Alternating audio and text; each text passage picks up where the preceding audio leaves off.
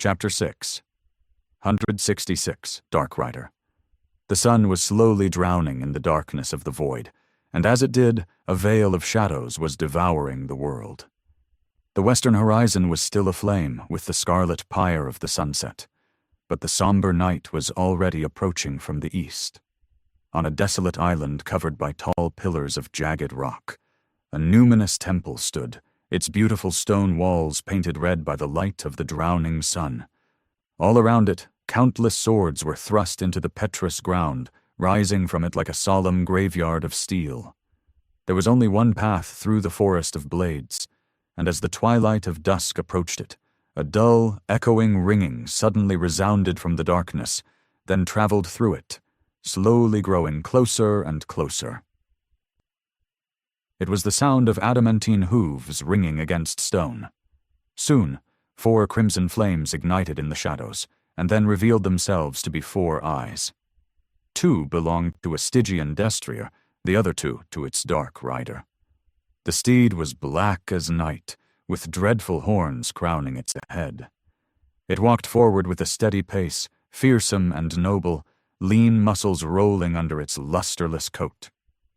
The rider was a graceful woman in intricate onyx armor, her face hidden behind the visor of a closed helmet, with only ruby lights shining through it with indifferent resolve.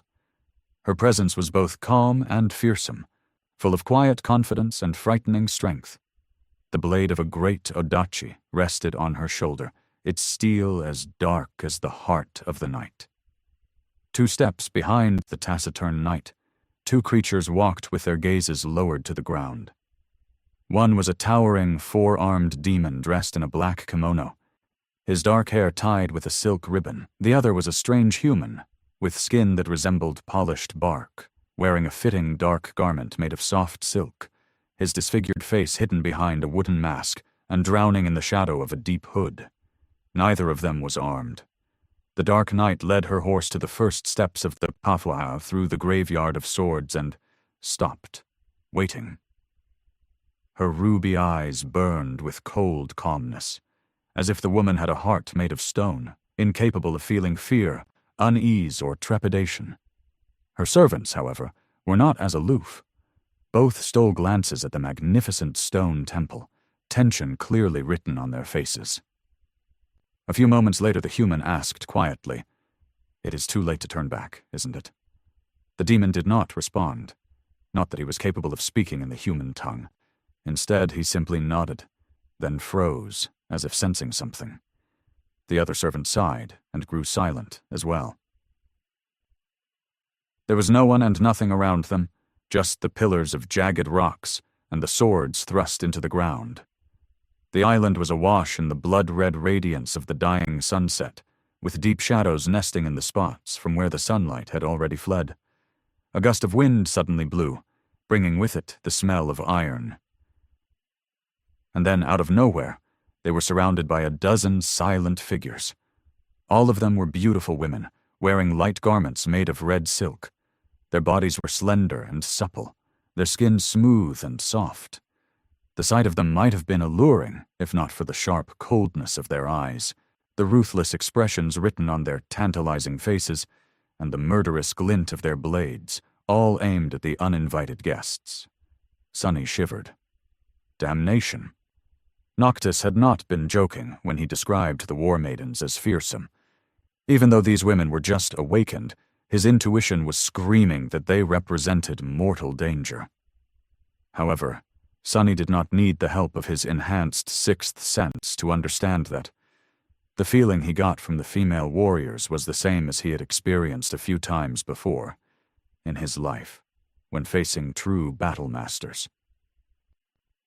Morgan of Valor had given him the same frightening sensation, as well as Oro of the Nine, Master Jet, Nephis, and a couple of others, all of them elite combatants of the highest tier.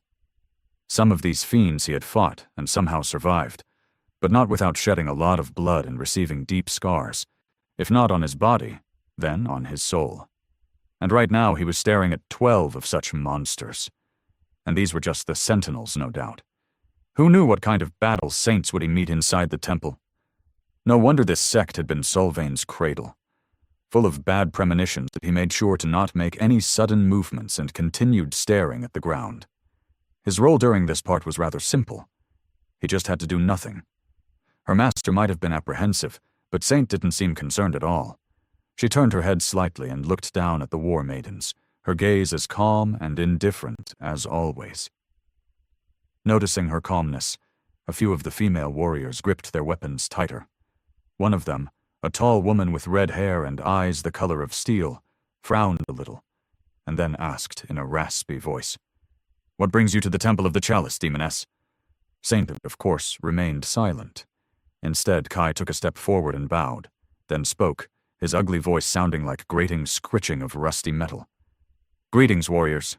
My lady—" The war maiden looked at him with distaste and interrupted, "Who allowed you to speak, man?" Kai remained bowed for a few moments, then straightened and looked at the woman from beneath his hood. "My lady's voice is not for you to hear. She only speaks to those who bested her in combat, and thus she has not spoken ever since taking this solemn vow."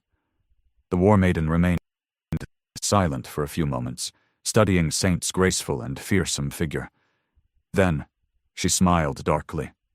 "So, she must not have fought anyone worth fighting then. You are her servant?" Kai nodded. "Indeed. I am her voice, and that creature over there is her shadow. We serve the lady." The woman lingered for a moment, then glanced at him and raised an eyebrow. "What is a human like you doing in the company of two shadows?" The archer remained silent for a few seconds, and then responded, "A long time ago, the evil people captured me and locked me in a deep, dark well. I was going to die in there of thirst and hunger, but my lady lifted the heavy grate and helped me escape. While that demon slaughtered the evildoers, I owe them a debt of gratitude that can never be repaid." The war maiden stared at him silently, then nodded. "You speak with sincerity. Surprising for a man. Tell me then, why has your lady come to our temple?" Kai glanced at Saint and hesitated for a bit. Suddenly he felt his heart start to beat faster as well. This was the most dangerous part of their plan. In fact, he was still not entirely sure that it was going to be a wise move. However, both of them had decided that while not very wise, this was something that would give them the best chance to succeed. Full of tense anticipation, he silently gritted his teeth. Finally, the archer looked at the war maiden and said, his voice calm and steady, "She has come to take back that which belongs to the shadows, to retrieve the death of the Ivory Lord from your hands, whether you are willing to return it or not."